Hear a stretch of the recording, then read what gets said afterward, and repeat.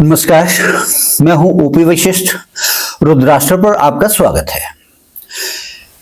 पिछले 30 दिनों में देश ने एक ऐसा आंदोलन देखा जो छात्रों की व्यथा से शुरू हुआ, लेकिन जल्दी ही संगठित अपराध, राजनीतिक षड्यंत्र और सड़क की उद्दंडता में तब्दील हो गया। पेपर लीक की त्रासदी ने 24 मासूमों की जान ले ली, लेकिन इस त्रासदी का इस्तेमाल कुछ तत्वों ने सत्ता पर हमला करने, संवैधानिक संस्थाओं को नीचा दिखाने और पुलिस की वर्दी को अपमानित करने के लिए किया। अब प्रधानमंत्री ने पेपर लीक समस्या के समाधान के लिए सख्त कदम उठाए हैं। इसमें हाई पावर कमेटी, सख्त कानून, फास्ट ट्रैक कोर्ट की स्थापना का प्रावधान है। लेकिन सवाल यह है, क्या ये सब काफी है? और जो लोग इस आंदोलन का मुखौटा बनाकर देश के खिलाफ साजिश रच रहे थे, क्या उन्हें उनकी सही जगह दिखाई जाएगी? आइए हर पहलू को बिना लाग लपेट समझते हैं।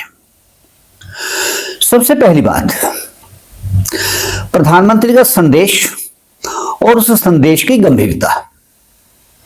पीएम मोदी ने जिस अंदाज में जनता को संबोधित किया, वह टंकार भरी चेतावनी थी। उन्होंने नंदन नीलेकणी जैसे दिग्गज के नेतृत्व में एक हाई पावर कमेटी बनाई, जिसमें इसरो के पूर्व अध्यक्ष सोमनाथ, पूर्व आईबी डायरेक्टर तपन डेका, आईआईटी चेन्नई की डायरेक्टर, पूर्व शिक्षा सचिव, ये वो लोग हैं जिन्होंने आधार कार्ड जैसी त्रुटिहीन व्यवस्था दी देश को।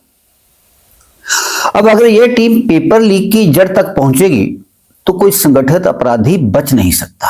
ऐसी संभावना इस बहुआयामी कमेटी से देश के हर नागरिक को है। दूसरी बात, कानून को और सख्त बनाने की घोषणा। आज तक इस तरह के अपराध में 10 साल की सजा और 1 करोड़ जुर्माना था, लेकिन अब प्रधानमंत्री ने स्पष्ट कर दिया, कहा कल संसद में संशोधन लाया जाएगा। मेरी राय में ऐसे मामलों में रिंग लीडर्स की चल अचल संपत्ति को रोकी जाए, आजीवन कारावास दिया जाए। 24 बच्चों की आत्महत्या, परिवारों की पीड़ा, इसका जवाब सिर्फ सजा से नहीं बल्कि उदाहरणात्मक दंड से दिया जाना चाहिए। 90 दिनों में फास्ट ट्रैक कोर्ट में सुनवाई, अब यह विश्वसनीयता की परीक्षा है। तीसरी बात, विपक्ष की साजिश और विपक्ष का डबल स्टैंडर्ड। जब बच्चे सड़कों पर उतरे तो कपिल सिब्बल, दीपक अभिजीत, मनीष सिसोदिया, ये लोग आंदोलन को हाईजैक करने में लगे थे। पहले उन्होंने धर्मेंद्र प्रधान का इस्तीफा मांगा और जब इस्तीफा आया तो फिर नया मुद्दा, एंटी डिफेक्शन लॉ को ढीला करने की मांग उठा दी। ये वही लोग हैं जो उमर खालिद को बेल दिलाने 50 बार कोर्ट गए और बहस से पहले भाग गए। अब सुप्रीम कोर्ट में रिट पिटीशन दायर कर रहे हैं ताकि तोड़फोड़ करने वालों पर कोई कानूनी रोक ना लगे। मेरा साफ कहना है, ये लोग अपनी गलतफहमी दूर कर लें। जो लोग संसद में घुसने की कोशिश करने, पुलिस को गाली देकर, अश्लील हरकतें करके रीले बनाते हैं, उनका ये सपना अपूरा नहीं होगा। चौथी बात, पुलिस का बलिदान और उसका अपमान। 150 से ज्यादा दिल्ली पुलिस और पैरामिलिट्री के जवान घायल हुए हैं इस आंदोलन में, हिंसक प्रदर्शन में, जिनमें महिला पुलिसकर्मी भी शामिल हैं।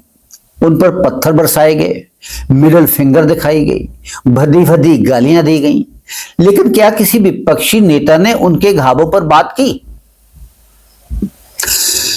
नहीं की। जिन कथित छात्र छात्राओं ने इस आंदोलन के दौरान गंदी हरकतें और अश्लील भाषा का इस्तेमाल किया, क्या उनके बारे में कथित बड़े नेताओं ने एक भी शब्द निंदा का कहा? नहीं कहा, क्योंकि शरारती अंसरों और उनके आकाओं के लिए पुलिस वह दुश्मन है जो कानून व्यवस्था हर हाल में बनाए रखती है। जब पुलिस सादी वर्दी में होते हैं, नेम प्लेट नहीं होती, तो वह अपनी सुरक्षा के लिए होता है। अगर हिंसक तत्वों को वर्दी से परेशानी है तो सादे कपड़ों वाले पुलिसकर्मियों को क्यों लिंच करने पर उतारू हो जाते हैं? उन लड़कियों की अंतराक्षरी जिन्होंने कुल कलंकनी बनना चुना। कुछ तस्वीरें और रीलें देखकर रोंगटे खड़े हो जाते हैं।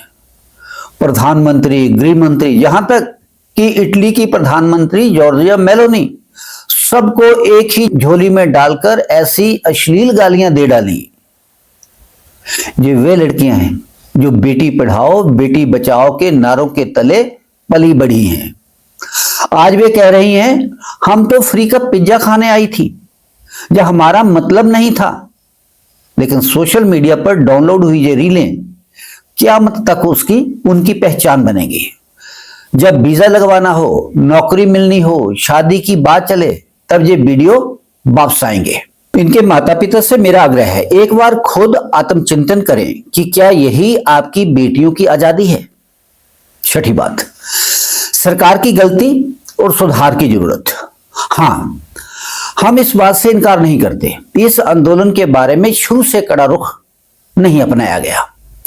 शिक्षा मंत्री का इस्तीफा काफी देर से आया। पुलिस के पास टीयर गैस के पुराने शेल थे, लाठी डंडे की ड्रिल में कमी थी। अब समय आ गया है ड्रोन से निगरानी और नए एंटी राइट इक्विपमेंट सप्लाई किए जाएं, उनकी उपलब्धता हो, रोज रिहर्सल हो ताकि भीड़ को देखते ही रिफ्लेक्स एक्शन हो। हम चाहते हैं कि भविष्य में ऐसा कोई आंदोलन पैदा ही ना हो। सरकार इतनी पारदर्शिता से काम करे कि समाज के किसी भी नागरिक को सरकारी कामकाज को लेकर कोई शक शुबा ना हो। लेकिन अगर किसी ने यह समझ लिया है कि सरकार कमजोर है, तो मेरा साफ कहना है होशियार को इशारा काफी है। जब जरूरत पड़ेगी तो पुलिस द्वारा सेवा ऐसी होगी कि भूलकर भी इस तरह का उद्दंड प्रदर्शन नहीं करेंगे। दोस्तों, यह सिर्फ एक घटना नहीं थी, यह देश की सहनशीलता, संविधान की मर्यादा और कानून व्यवस्था की परीक्षा थी। हर भारतीय को यह समझना होगा, लोकतांत्रिक देश में आंदोलन का अधिकार हर नागरिक को है, लेकिन ध्वज, वर्दी और राष्ट्रीय गरिमा को अपमानित करने का अधिकार किसी को भी नहीं है। अब प्रधानमंत्री और सरकार ने कमर कस ली है। कानून सख्त होंगे, सजा उदाहरणात्मक होगी और कोई भी पेपर लीक करने वाला या उसका संरक्षक बचकर नहीं निकलेगा, ऐसी हम सबको उम्मीद है। हम सबका कर्तव्य है ऐसी फेक न्यूज, भ्रामक बयानबाजी और सस्ती लोकप्रियता के चक्कर में ना पड़े। देश को मजबूत बनाना है तो हर असत्य को नकारें, हर साजिश को पहचानें। वीडियो पसंद आया हो तो लाइक करें, शेयर करें ताकि ज्यादा से ज्यादा लोग सच्चाई जानें। चैनल को सब्सक्राइब करें रुद्राष्ट्र, जहां हर विश्लेषण निष्पक्ष, साहसी और देशहित में होता है। मिलते हैं अगले वीडियो में एक नए विश्लेषण के साथ। तब तक जय हिंद, जय भारत।